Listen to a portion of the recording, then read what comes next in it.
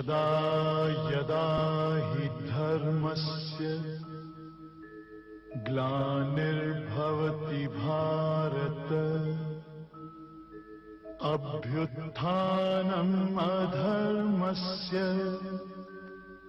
तदात्मानं सृजाम्यहम् परित्राणाय साधूनां विनाशाय च दुष्कृतां धर्म संस्थापनार्थाय संभवामि युगे युगे।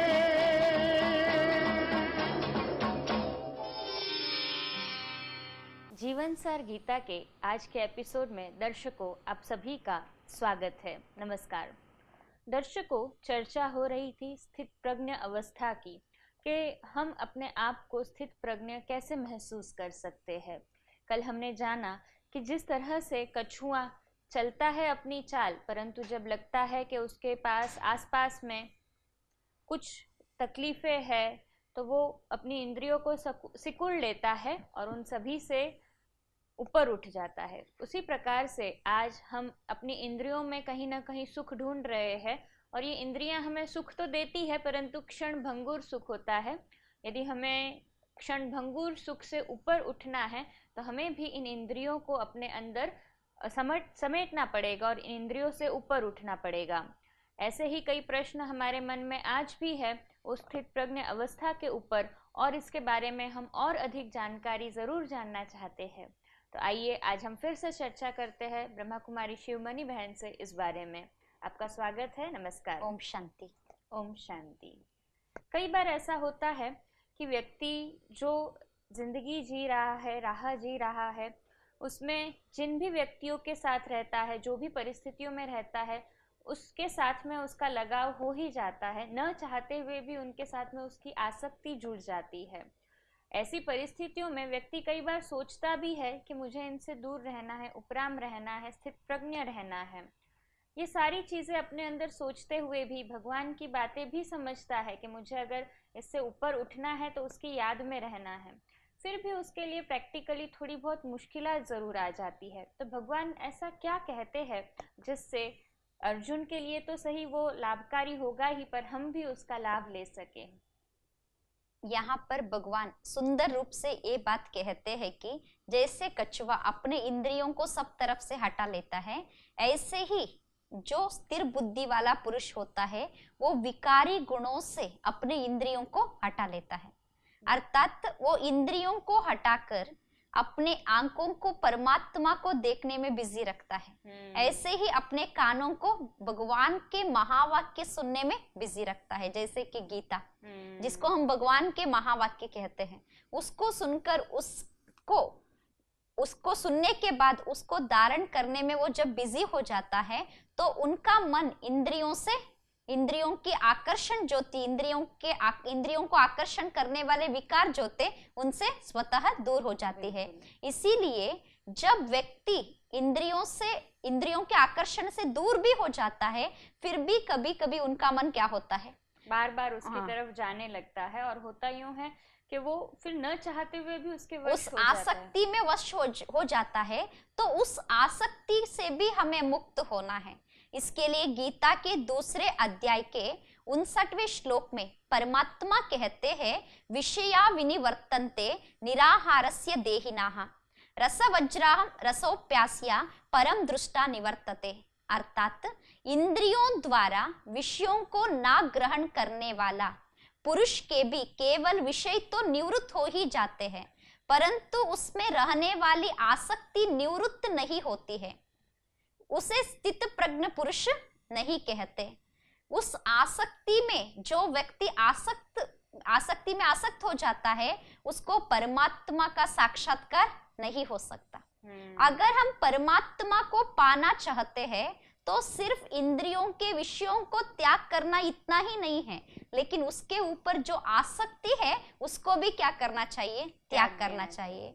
उसके बारे में अगर हम प्रैक्टिकल में देखें, जैसे कि कोई शुगर पेशेंट होते हैं तो उसको डॉक्टर कहते हैं स्वीट नहीं खाना, मीठा नहीं खाना चाहिए। जब कहते हैं डॉक्टर तो वो स्थूल रूप से तो छोड़ देते हैं, स्वीट खाना, चावल खाना छोड़ देते हैं, स्थूल रूप से वो खाना छोड़ते हैं, लेकिन मन से खाते ही रहते हैं।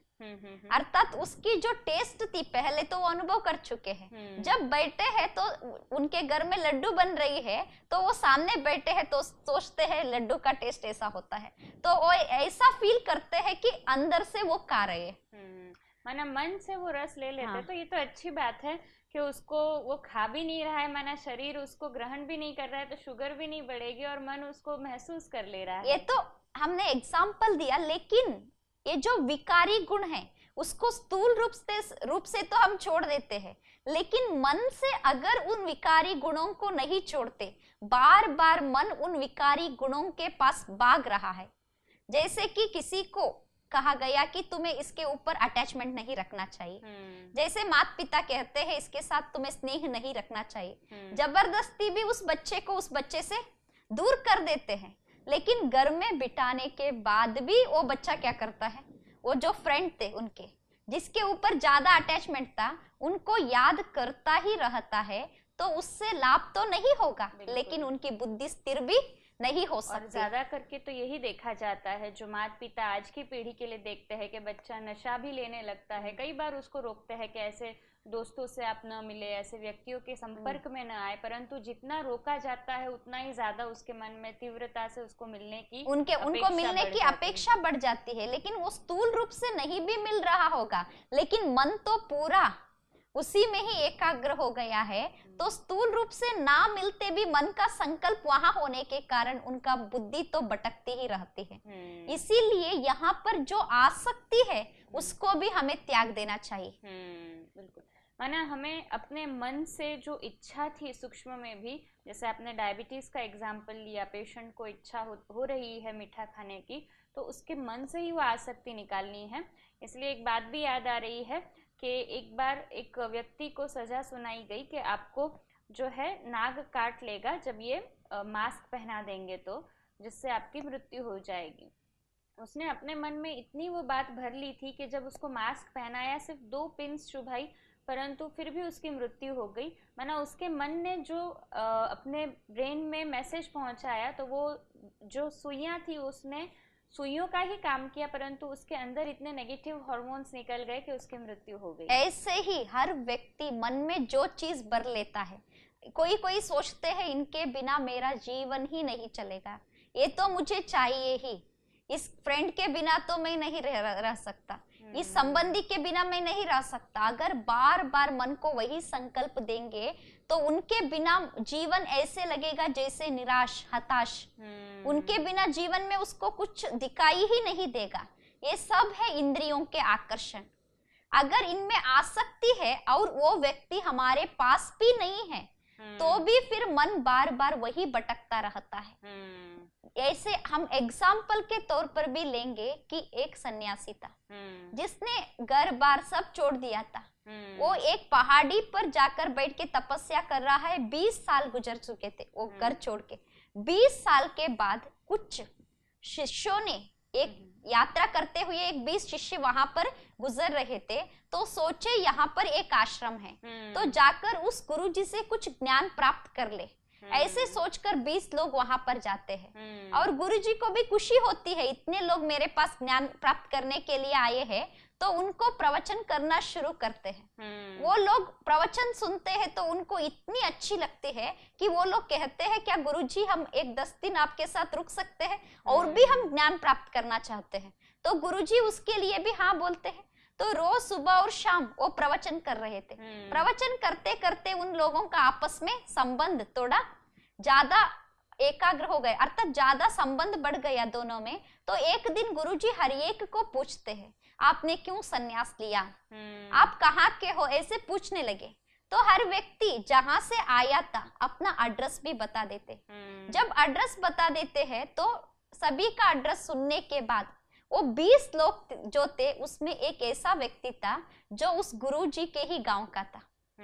तो गुरुजी को ज्यादा कंसंट्रेशन उस शिष्य के ऊपर जाता है। तो जब सब उठ के चले जाते हैं प्रवचन सुन के, बाद में उस व्यक्ति को बुलाते हैं, बुला के पूछते हैं आप उस गांव में कितने समय से रह रहे हो, वो सब उनका डिटेल लेते हैं। फिर उनका पूरा एड्रेस पूछते हैं, आप उस गांव में कहाँ रहते हो।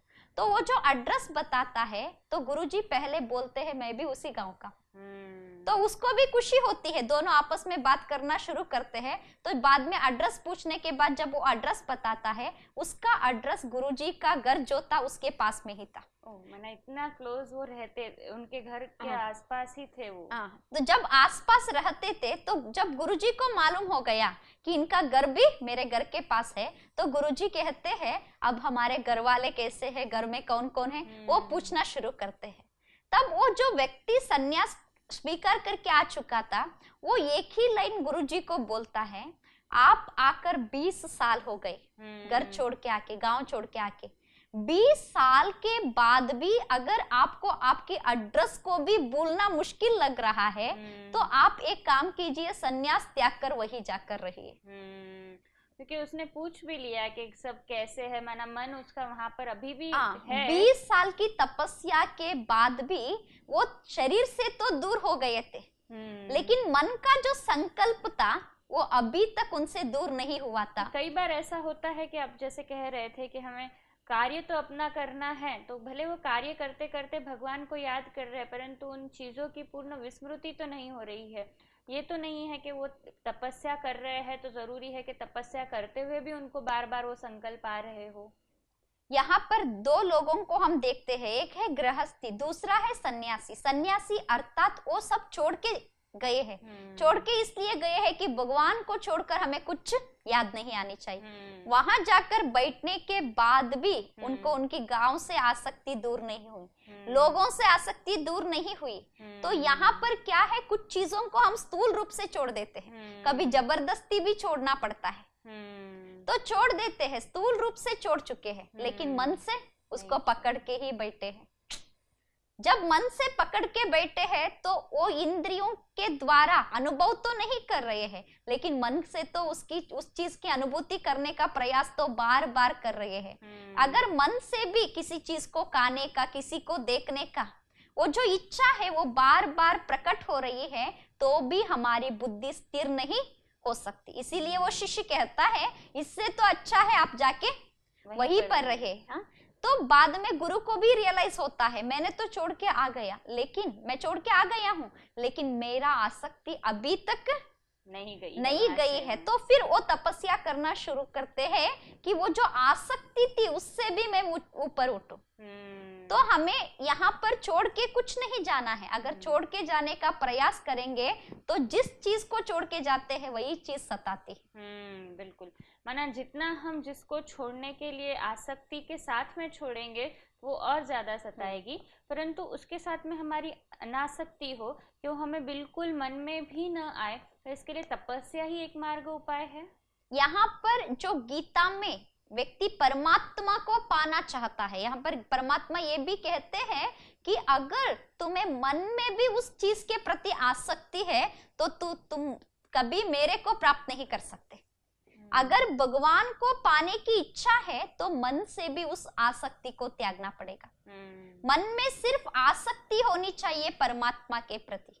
मन में जितने भी संकल्प चलते हैं उन संकल्पों में सिर्फ परमात्मा को पाने का जो मार्ग है उसको ढूंढने का संकल्प चलना चाहिए। अगर बार बार व्यक्ति वस्तु वैभव के तरफ मन भटकेगा तो मन परमात्मा में एकाग्र नहीं हो सकता। इसीलिए सिर्फ चीजों को ही छोड़ना नहीं, यहाँ पर आसक्ति को छोड़ना है। तो दोनों प्रकार के लोगों को हम देखते हैं, कोई छोड़ के जाते हैं लेकिन मन से याद करते हैं, और कोई वहीं पर रहते हैं लेकिन मन से भी उसको त्याग देते हैं। तो हमें छोड़ के जाएंगे तो याद आएगा। जैसे माँ भी घर में झगड़ा कर लेती है बच्चों से, या पिता से कोई से भी झगड़ा कर लेती है, झगड़ा करके 4 दिन भी घर छोड़ के चले जाएंगे तो 4 दिन किसकी याद आएगी? बच्चों की और परिवार वालों की ही याद आएंगी। कई बार फोन भी करते रहेगी, कैसे है, क्या है, माना स्थूल रूप से गए हैं परंतु मन यहाँ है। आज तो हम ये तक देख रहे हैं, पहले तो आप जो बता रहे हैं कि सन्यासी घर बार छोड़ के बाहर जाते थे, जंगलों में तपस्या करते थे, पर आज तो घर में रहते हुए भी सन्यासी कहलाए जाते हैं। ऐसे हमारा जो मन है, वो जो मन को हम जैसा विचार देंगे वैसा मन बदल जाएगा। अगर माँ घर वो सोचती है घर से बाहर जाऊंगी तो मेरा मन शांत हो जाएगा। अभी यहाँ पर झगड़ा हुआ है तो सोचते हैं यहाँ से बाहर जाओ, लेकिन बाहर जाने के बाद भी मन में शांति तो नहीं है, क्योंकि संकल्प पूर्ण रूप से घर का ही चल रहा है। तो सिर्फ स्थान बदला लेकिन मन नहीं बदला। यहाँ बदलना चाहिए मन को, ना कि स्थान को। तो हमें उन्हीं संबंधियों के बीच में रहना सीखना चाहिए। उनके बीच जब हम रहते हैं तो वो बार बार कोई ना कोई बात में हमें दुख पहुंचाने का प्रयास करते हैं। जब लोग हमें दुख देते हैं तो दुख देने वाली चीज की याद नहीं आती। तब हमें जो सुख देता है, सुख की दाता जो परमात्मा है, उसकी याद आती है। तब हम उस परमात्मा को पा सकते हैं। माना आज दिन तक हम जिस परमात्मा को पाना चाहते थे, पर हमने अपने आसक्तियों को नहीं छोड़ा था, तो इसके लिए हम उन्हें प्राप्त नहीं कर पा रहे थे। सबसे मूल बात यह आती है कि जब परमात्मा को प्राप्त करना है तो हमें अपने पूरे होशो आवाज के साथ, अपने अंतर मन के साथ में उसे अपने साथ में जोड़ लेना है, ताकि हमारी आसक्ति जो है बाहर से छूटे। और जब बाहर से आसक्ति छूटेगी तभी परमात्मा से हम पूरी तरह से संबंध जोड़ सकते हैं। इसके लिए हमें बाहर से आसक्ति को छोड़ने के लिए क्या करना पड़ेगा? इतने चीज दिखाई दे रही है तो दिखाई देने वाली चीज में तो जरूर आसक्ति जाएगी ही।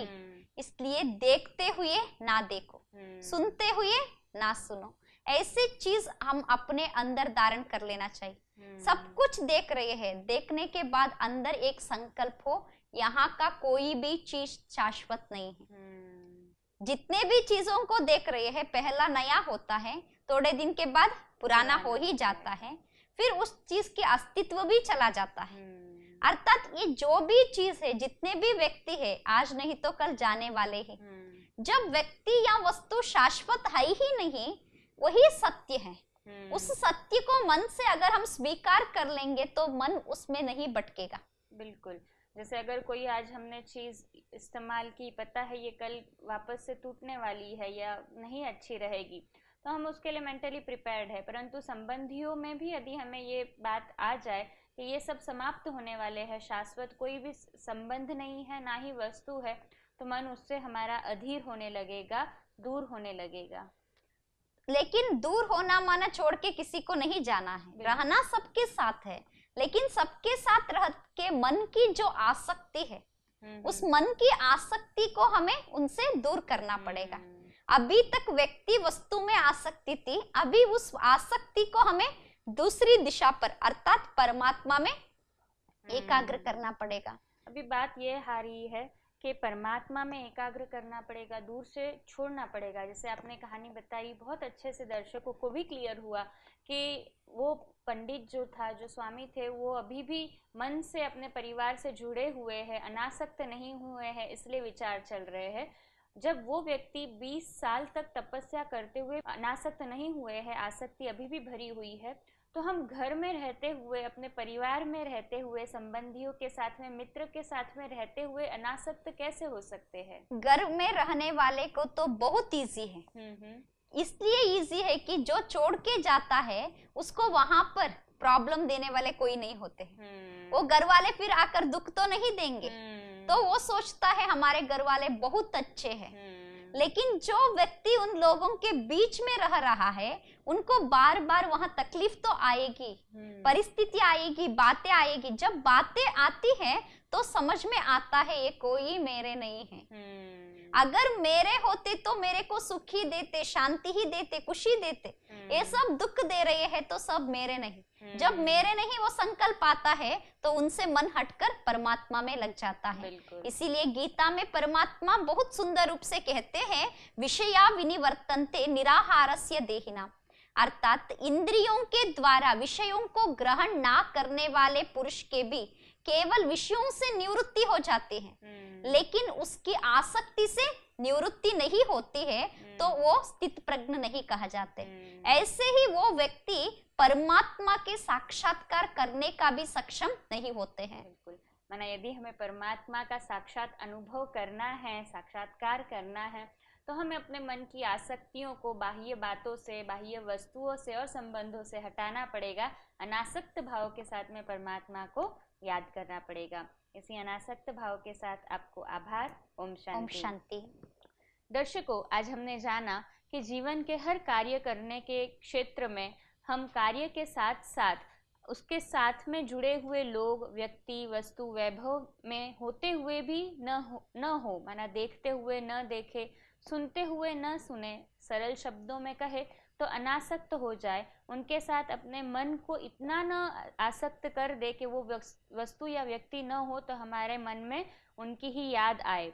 ऐसे आसक्त को छोड़ते हुए, आसक्ति को छोड़ते हुए अनासक्त वृत्ति की ओर बढ़ने की ही सलाह हमें गीता देती है और भगवान स्वयं हमें सिखाते हैं।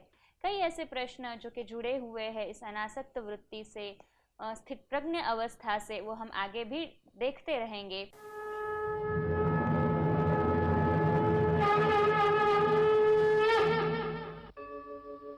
यदा यदा हि धर्मस्य ग्लानिर्भवति भारत अभ्युत्थानम् अधर्मस्य तदात्मानं सृजाम्यहम् परित्राणाय साधूनां विनाशाय च दुष्कृतां धर्म संस्थापनार्थाय संभवामि